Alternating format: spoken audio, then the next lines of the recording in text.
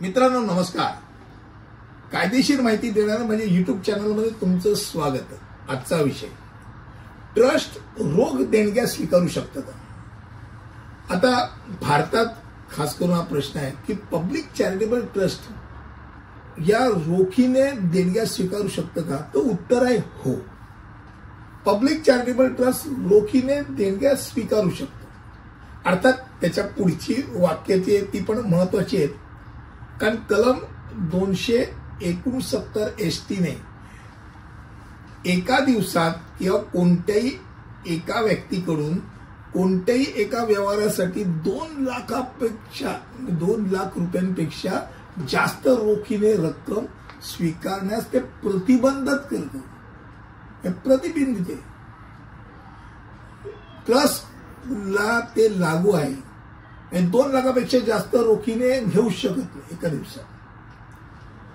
आणि म्हणूनच कोणताही ट्रस्ट कोणत्याही एका कार्यक्रमासाठी किंवा प्रसंगी कोणत्याही एका व्यक्तीकडून 2 लाख रुपयांपेक्षा जास्त रोख रक्कम म्हणून स्वीकारू शकत नाही.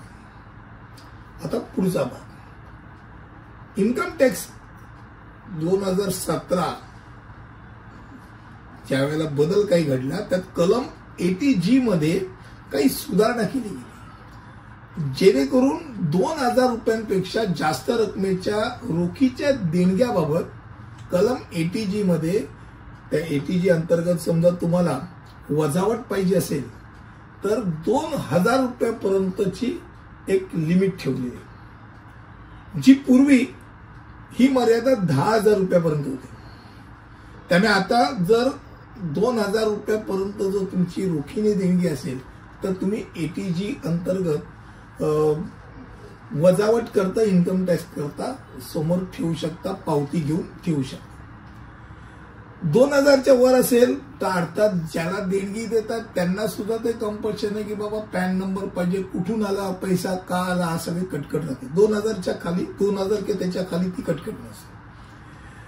आता 10,000च्या रकमेवरती समजा त्यांनी वेळेत कॉम्बिनेशन केलं तर मात्र होऊ शकतं. म्हणजे 2000 कॅशने दिली, 8,000 त्यांनी जीपेने गेला, चेकने दिला.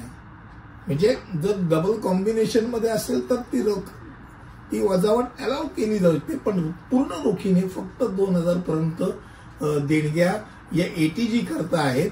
अर्थात 80G आपल्याला नाही विचार करायचा असेल तरी जास्तीत जास्त 2 लाखापर्यंत तुम्ही एका वेळेला रोखीने तुम्ही देऊ शकता.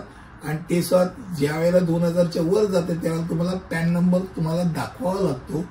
त्यामुळे आजचा विषय हा ट्रस्ट रोखीने देणग्या स्वीकारू शकते का याबाबत होता.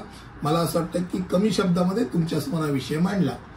पुढील व्हिडिओमध्ये असंच काहीतरी घेऊन येईल. तिथपर्यंत इथेच थांबतो. धन्यवाद.